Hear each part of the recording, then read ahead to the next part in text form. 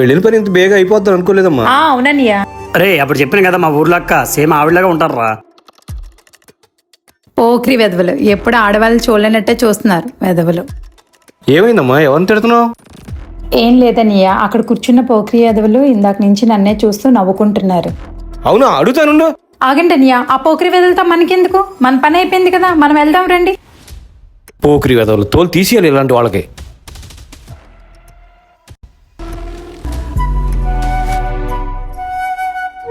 అన్నయ్య, ఈ పోక్రి వెధవలు ఏంటన్నయ్య ఇందాక నుంచి మనలే ఫాలో అవుతున్నారు. వాళ్ళ సంగతి చెప్తానుండు.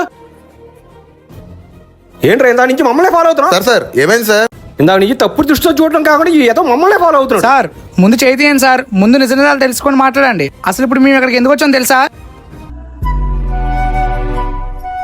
సరే ఉండండి రా, వాటర్ బాటిల్ తీసుకుని వస్తా. సరేరా. అన్నా ఒక వాటర్ బాటిల్ ఇవ్వు. ఏంటిది ఎవరిదో పర్సులో ఉంది? రే మామా పర్సురా. రే మామా ఇందులో చాలా డబ్బులు కూడా ఉన్నాయిరా. ఎవరిదై ఉంటదిరా? ఇందాక సారో మేడం ఉన్నారు కదరా, వాళ్ళదే ఉంటదిరా. అరే వాళ్ళైతే ఇప్పుడే లేరు కదా, పద ఇచ్చేద్దాం. సార్ తీసుకోండి సార్ మీ పర్సు. ఎప్పుడు ఎవరిని తప్పుగా అపార్థం చేసుకోకండి. రారా.